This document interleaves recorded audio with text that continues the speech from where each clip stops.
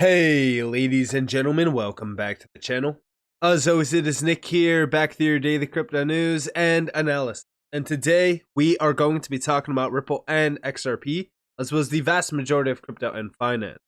With that being said, let's dive on in. So, there's a video that got posted by 707 Crypto over on Twitter, and it was the World Bank president, chosen by the US president. And this was at the Singapore FinTech Festival. You guys probably know about that festival. We kind of put a spotlight on it. Some pretty great discussions happened at that meeting. But he is saying that digitization will change everything. Listen closely to this. And I believe that digitization and data and the use of data is a big enabler in this change. It'll change everything. It'll change how we approach climate. It'll change how we approach education and health in our human capital efforts. It will change how we approach, anti-corruption platforms. It will change everything. And I believe that digitization and data and the use of data is a big enabler in this change. Criticisms of the fund that it could possibly put developing nations at a new disadvantage because it would give donor countries outsized influence over the fund. Now, the World Bank chief, you are chosen by the U.S. president, and the U.S. is one of the top emitters. Because there are concerns on how the World Bank is able to, discharge its duties objectively and fairly vis-a-vis this new fund. How would you respond to that? So the first thing is the loss and damage fund is not going to be controlled by the World Bank. This is a misunderstanding. But there you guys have it. And again, as we do look at everything happening right now, especially around the world of finance and beyond finance, everything is changing. It's gearing up for one systemic change that's going to reshape entire society, right? And it's not just finance, it's not just, payments, it's not things like that. It's every aspect of life. Now, outside of this, there was also another great video that got posted by Crypto Insight UK. Now, this is from the BIS. This is Project Mandala. We do see faster, cheaper, and more efficient cross-border payments. Where have I heard that before? Also, look at the countries involved here with the BIS: Australia, Korea, Malaysia, and Singapore. Integration of any payment system. I'll leave you to speculate. Check this out. Faster, cheaper, and more efficient cross-border payments are key to supporting economic growth, global development.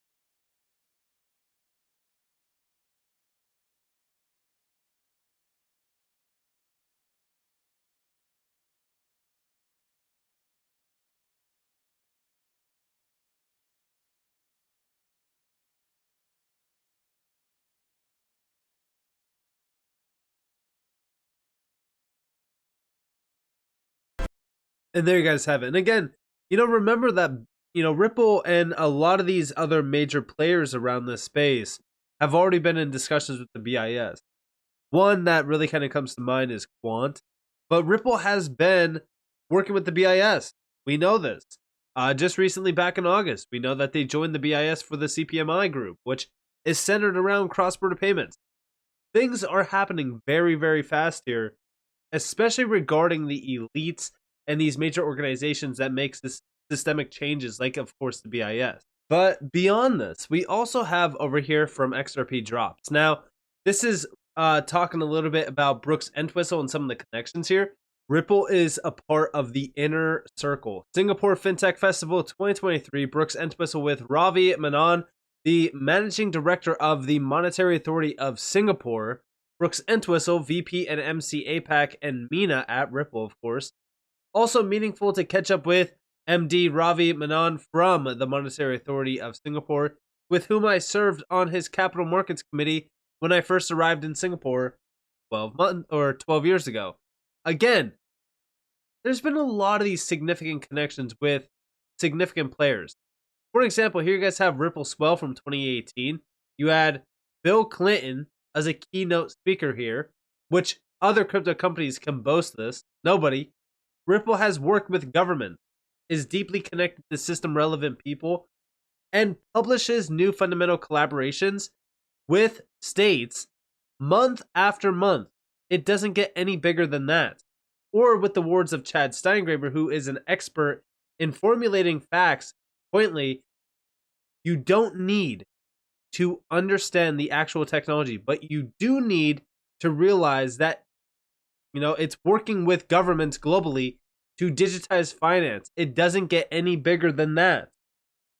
And, remember, like when we talk about Ripple, we're talking about very large connections back to elites.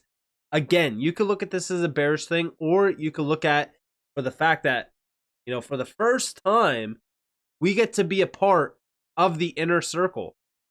This is a big deal. But beyond this, remember this video that I posted back in July? So I said, while retail continues to be distracted by nonsense, I continue to focus on the big connections behind the scenes. The other day, I uncovered a few documents with the IMF, and Utility Theory also shared a ton of information as well. These documents 100% confirm that there is a systemic change coming to the global financial system. I am rolling the dice and betting on the utility assets that are mentioned in IMF, BIS, and World Bank documents, like, of course, XRP, XLM, XDC, QNT, etc. I strongly believe in other players too, like HBAR, Casper, and even Nextera, and others. Utility is the key and will be the key, but first we need a regulatory rug pull of the garbage in this space. Connections, networking is happening. This technology is being trialed and tested by giants within the global system. It's only a matter of time. Things are moving fast, but many don't realize it. And here you guys have the video from July 9th that I posted. Not enough people are paying attention to the connections with Ripple to the new financial system. Big players like the BIS, for an example, are hosting these events, with, of course, Ripple being there in person through Brooks Entwistle. And this is collaborating to deliver a new payment system innovation. Meanwhile, going all the way back to 2017, we do see distributed ledger technology in payment clearing and settlement. Also, just recently going back to January of 2021, we do see distributed ledgers and the governance of money.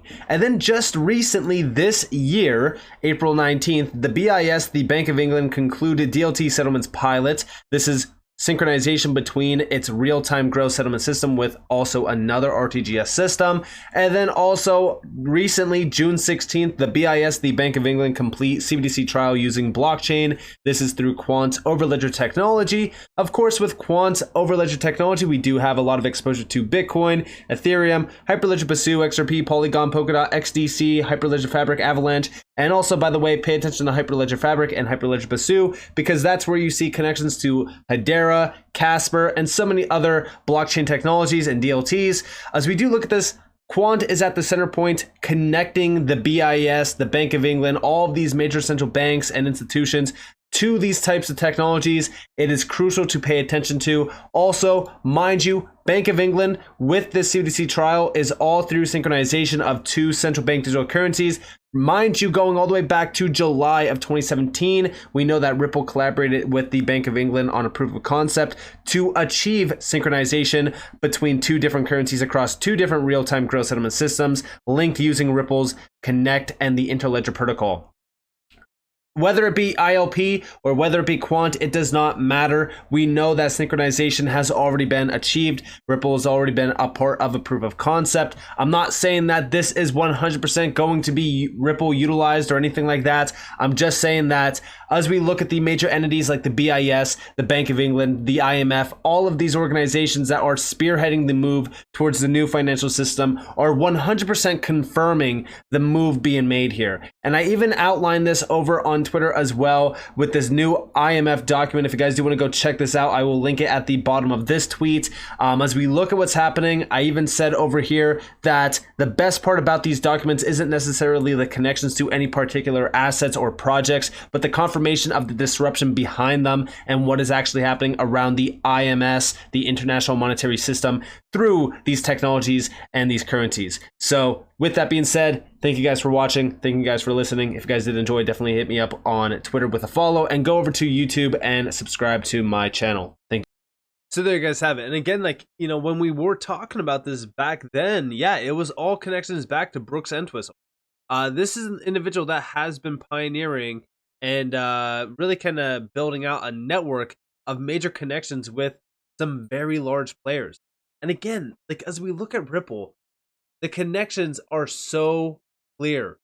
Also, over here from XRP Drop, Ripple is deeply connected. For example, Rahul Advani, Policy Director APAC, has been the head of public policy at ISDA Asia and worked several years at Bloomberg. This is all looking into derivatives. Remember back in August that Ripple joined the ISDA and entered a $1.2 quadrillion derivatives market. And here you guys have ISDA 5 years, 2 months, and also Ripple for 2 years and 8 months. This is all from Rahul. And I'm telling you guys, like, the connections here are extremely significant to look into. I mean, even going all the way back to 2017, you had Chris Larson, who was on the board at HSBC, which also recently announced that they were going to launch custody services with Medico. I mean, the list goes on and on and on. There is so many major connections here. I want you all to understand how deeply connected Ripple actually is within the elite global financial system. Now, outside of that, I do want to talk to you guys a little bit more about a few things. So, we recently seen this announcement from Kristalina Georgieva, right? But she just recently made a new tweet regarding this. So do you see, with 60% of countries exploring central bank digital currencies, financial technology must be expedited to improve cross-border payments. The future of finance is digital and the time to act is now. This is, again, the managing director of the IMF. We are seeing 100% confirmation that the future is digital. These utility tokens and these payment infrastructures in this space are going to be the future. This is very, very significant. Listen. This is not the time to turn back. The public sector should keep preparing to deploy CBDCs and related payment platforms in the future. These platforms should be designed from the start to facilitate cross-border payments, including with CBDCs. We can learn from you, entrepreneurs, business leaders, investors, and brave policy makers. We are so impressed by your bravery to be the sailors in these open waters. Waves and winds are your inspiration. This is not the... So there you guys have it. And then we also do see a follow-up down here. So there's actually a few videos. There's 3 videos in total that she did post. The first one down here is, there's a pressing need for CBDCs to facilitate cross-border payments, which remain expensive, slow, and inaccessible. We must ensure that countries do not get stuck on the wrong side of the digital divide. CBDCs can replace cash, which is costly to distribute, especially in island economies. They can offer resilience in most advanced economies, and they can improve financial inclusion where few hold bank accounts. To the extent CBDCs are deployed, they must be built to facilitate cross-border payments, which are at present, as we know, expensive, slow, and available to few. Efficient cross-border payments allow for capital to get quickly to where it is needed. Small businesses can grow beyond borders. Households can receive needed funds from abroad. And then we do see the success of CBDCs will hinge on policy decisions, how the private sector responds, and how technology evolves as well. For example, could amplify some of the benefits of CBDCs. It could improve financial inclusion by providing rapid, accurate credit scoring based on various data. And it could provide personalized support to people with low financial literacy, so they're in, not left out. To be sure, we need to protect personal privacy and data security, avoid embedded biases, so we don't perpetuate inequality, but aim to reduce it. Managed prudently, artificial intelligence can help. And then we also do see down here that fintech innovation has already been transformative and will continue to be so. Let's bring together the strength of many eyes and the power to bring fresh perspectives to problems and challenges old and new. We are going to be in high seas for some time, but the potential payoff is clear: a more inclusive international financial system that meets our future needs. So let us not disembark on the first island, nor turn back. There is value in the voyage itself. I look forward to continuing this voyage with all of you. Let us sail together. So here we are, and we will rock you. Thank you. So there you guys have it. And you know, at the end of the day, listen, this is an individual that has had many conversations with very, very large players. That is, again, the managing director at the IMF, an organization that is an elite organization that also plays a major role in the transformation of our financial system and our global monetary system at that. So as we look at all these significant connections back to Ripple, and as we look at the major change here, yes, everything is about to change. It's happening. Things are moving fast. The puzzle pieces are falling into place. And in my opinion, Ripple is at the forefront of this. But there's one thing that is clear. We can 100% confirm that there is a systemic change coming to the global financial system. Many people need to wake up and really look into it. But with that being said, if you guys do want to go get your very own official crypto merch, you guys are more than welcome to go over on tokenizedthreads.com. This is my apparel company. Like I said, you guys are more than welcome to go check it out if you guys want to. There's a ton of apparel on here. There's hats, shirts, long sleeve shirts, things like that. We are definitely going to be dropping a lot more, but definitely go check it out. The winter and the fall drop just recently dropped. Like I said, definitely go check it out. There's a ton of great items on the store. So with that, there will be a link at the top of the description as well as in the comments below. If you guys did enjoy the video, definitely leave a like, subscribe, turn notifications on for some more free content. You guys are more than welcome to follow me on Twitter and join the video Discord in the description below. And with that being said, guys, it's been Nick. Peace out.